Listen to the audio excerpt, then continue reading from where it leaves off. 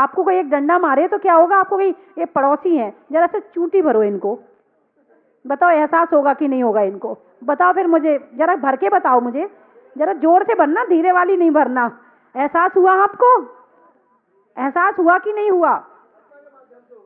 शरीर के माध्यम से आत्मा को हुआ है। अब यही चूंटी आप इस खंबे को भरिए, यही चूंटी आप इस तखत को भरिए, इसको एहसास होगा क्या? नहीं होगा। इस शरीर में से आत्मा निकल जाए, फिर एक डंडा मारिए मुर्दे को, काट भी दो, कुछ नहीं होने वाला है। इस शरीर को जलाया जाता है।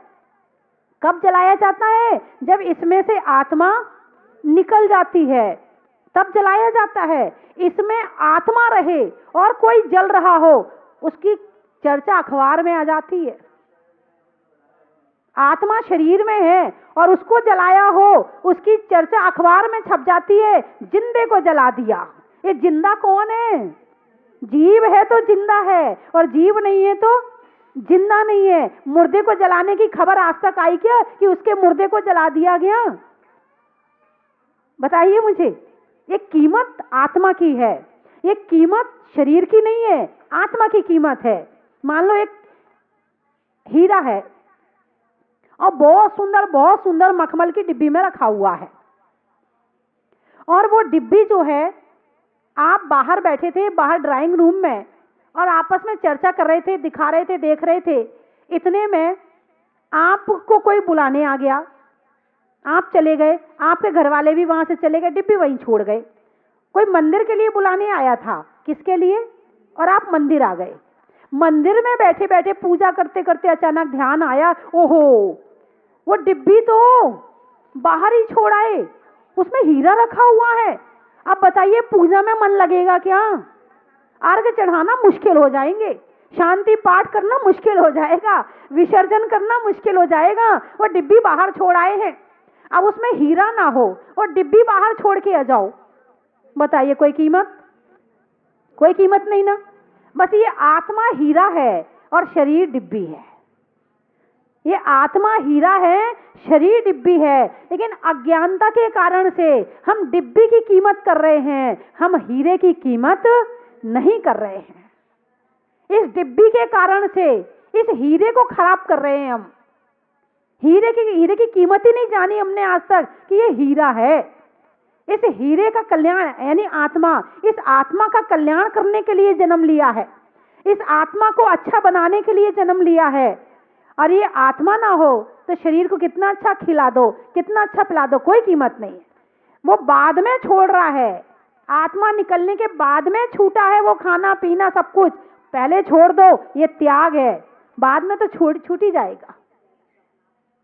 जीते जी होश पूर्वक, जीते जी संयम पूर्वक धर्म के साथ में त्याग करना, ये हमारा ज्ञान है। और मरने के बाद तो छूटनी है। कितना बैंक बैलेंस हो, कितना सोना चांदी हो, मरने के बाद छूटेगा ना। अरे बोलो ना, छूटेगा कि नहीं छूटेगा? हम पहले छोड़ दें। ज्ञानी कौन? मैं सब चीजों का त्याग करता हूं, या मैं सब चीजों का त्याग करती हूं। कब? जब इस आत्मा, ये आत्मा शरीर में है, तब त्याग कर दिया। ज्ञानी मरने के बाद तो तुम्हारे शरीर की चैन भी उतार ली जाएगी, अंगूठी भी उतार ली जाएगी, वो भी नहीं छोड़ेंगे। मरने के बाद तो छूट ही जाएगा। होश पूर्वक छोड़ दो और उससे संबंधित विकल्प भी छोड़ दो। जो मिला वो किसी से कम नहीं, जो नहीं मिला उसका गम नहीं। जो मिला वो किसी से कम नहीं, और जो नहीं मिला उसका गम नहीं। अपने घर में लिख के टांग लो। यदि ये लिख के टांग लिया, घर में होने वाली लड़ाइयां आधी हो जाएंगी।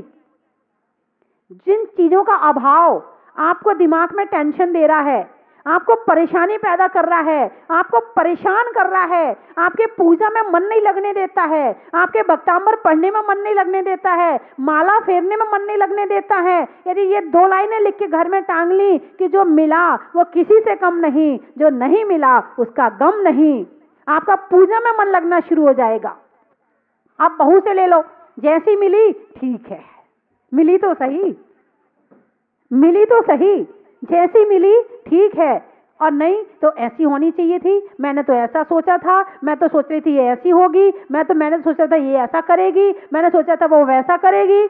लो हो गई टेंशन।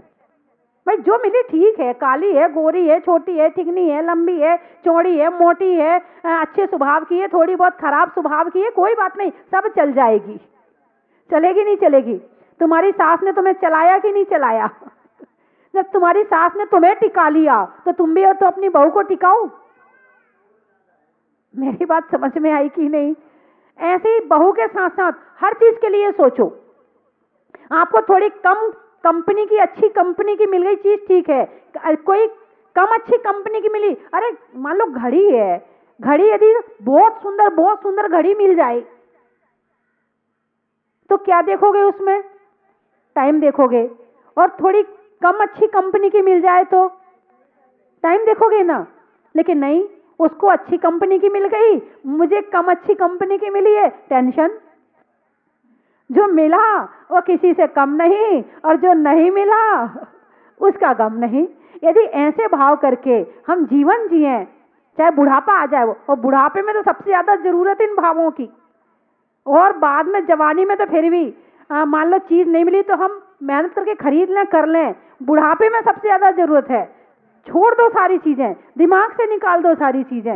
यदि दिमाग से निकाल के रहेंगे तो हमारा जीवन अच्छा बनेगा। वरना टेंशन, बचपन से टेंशन करते आए, जवानी भर टेंशन करी और बुढ़ापा भी टेंशन में निकाल दिया तो जीवन ही पूरा खराब हो गया। तो कम से कम बुढ़ापा तो सुधार लो। बस यही मान के रहो घर में, जब हमारा शरीर हमारा पड़ोसी है तो बाहर वाले बेटे बहू तो और दूर के पड़ोसी हो गए। हुए कि नहीं हुए बताइए मुझे? जब हम अपने शरीर को पड़ोसी मानने लगेंगे तो बाहर वाले से भी मोह कम हो जाएगा। जब यही हमारा पड़ोसी है तो उस पड़ोसी की चिंता क्यों करना? अपने घर के पड़ोसी की चिंता करते हो क्या? नहीं करते हो ना। जब घर के पड़ोसी की चिंता नहीं करते हो तो अपने इस पड़ोसी की चिंता ज्यादा क्यों कर रहे हो? उस पड़ोसी के लिए कह देते हो जो होना होगा हो जाएगा, ऐसे इस पड़ोसी के लिए कह दो जो होना होगा तो हो जाएगा। मेरी बात समझ में आ गई? बोलो आ गई? बोलो ना आ गई, जोर से बोलो ना आ गई। बोलो आ गई।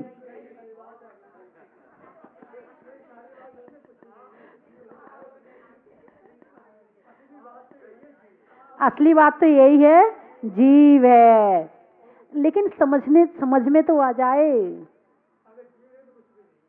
इसीलिए इस जीव की कीमत करें, शरीर से ज्यादा जीव की कीमत करें, डब्बी से ज्यादा हीरे की कीमत करें तो हमारा जीवन सफल होगा। वरना टेंशन करते करते बचपन चला गया। कि बचपन में रोते नहीं? रोते खूब रोते हैं बचपन में भी। रोते क्यों हैं? कष्ट हो रहा तब तो रो रहा है ना। रोएगा कब? कष्ट होगा। इसमें बच्चों को भी कष्ट है। थोड़े और बड़े हुए फिर रोते नहीं रोते हैं, फिर थोड़े और बड़े हुए रोते कि नहीं रोते हैं, थोड़े और बड़े हुए अब बुढ़ापा तो सुधार लो। बचपन नहीं सुधरा, जवानी सुधार लो। जवानी नहीं सुधरी, बुढ़ापा सुधार लो। बुढ़ापा भी नहीं सुधरा, जीवन बेकार हो गया। हमारे भाई साहब, जोधपुर वाले भाई साहब शिव चक्र विधान करने आए, अपना जीवन सुधार रहे हैं। और भी यदि कोई रुकना चाहे यहाँ 8 दिन के लिए, विधान में कोई बैठना चाहे, पूरी व्यवस्था यहाँ हर तरह से। और भाई साहब भी कह रहे हैं कि जो यहाँ रहेगा मेरी तरफ से सारी व्यवस्था, और नहीं तो संस्था तो है ही, सारी व्यवस्था तो है ही। यदि किसी को रुकना है, विधान में बैठना है। कल एक भाई साहब हैं, क्या नाम है भाई साहब का? अहमदाबाद वाले हैं ना? हाँ, ये आए थे तीर्थ यात्रा करने, इनके भाव बने कल यहाँ, दोनों पति पत्नी दोनों रुक गए। हाँ हैं, कपड़े भी एक ही जोड़ी है, लेकिन भाव होने चाहिए। क्या होने चाहिए? कपड़े तो यहाँ मिल जाएंगे, आप चिंता मत करना कपड़े की, भाव होने चाहिए। और भाई साहब झालावाड़े वाले भाई साहब भी शायद मेरे ख्याल से 1-2 दिन के लिए आए थे, और ये भी रुक गए यहीं पर। तो पुण्य का उदय आए तो अचानक निमित्त मिल जाता है, और पुण्य का उदय हो तो, पाप का उदय हो तो घर में भी हो रहा हो तो भी नहीं मिल पाता। घर में स्नेही बंधुओं,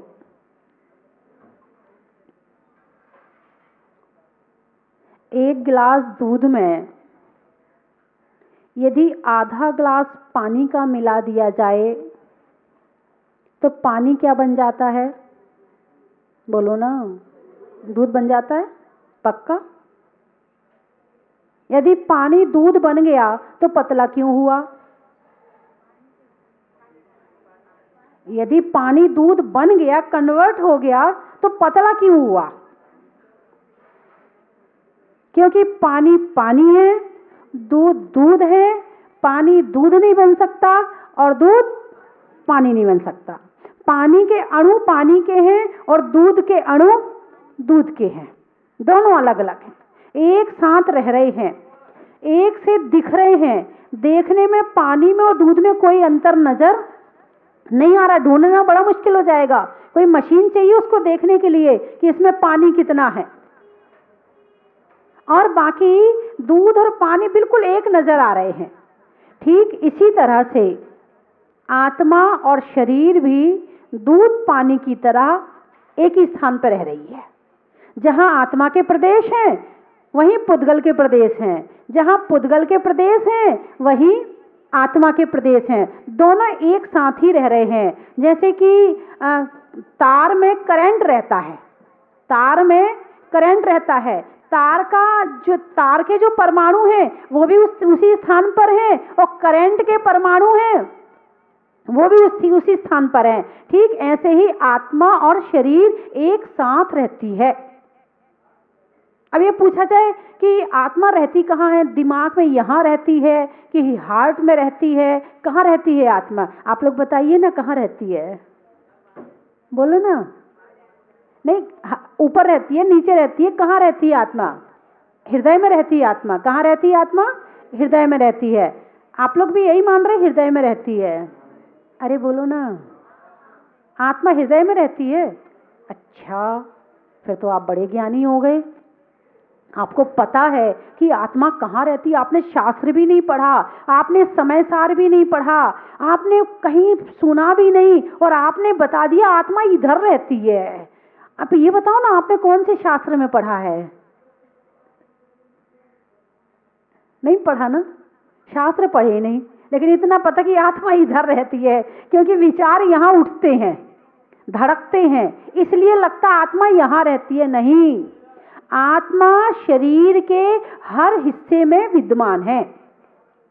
सोचने का काम हमारा यहाँ से होता है, धड़कने का काम यहाँ से होता है, लेकिन आत्मा के प्रदेश शरीर के सारे हिस्से में है। जहां जहां सुई चुभाओ और दर्द हो, समझना आत्मा है। सुई चुभाओ और दर्द जहां जहां हो जाए वहां वहां आत्मा है। बाल काटते हो, दर्द होता है? नहीं होता। क्यों? क्योंकि उसमें आत्मा के प्रदेश नहीं है। नाखून काटते हो, दर्द होता है? नहीं होता। क्यों? क्योंकि उसमें आत्मा के प्रदेश नहीं है। तो जहां जहां काटने पर दर्द ना हो, समझना वहां आत्मा के प्रदेश नहीं है। और जहां जहां दर्द हो, मतलब उस हर हिस्से में आत्मा विद्यमान है। बात समझ में आ गई? बोलो ना, आ गई? जोर से बोलो, आ गई? बोलो, आ गई? आई और गई।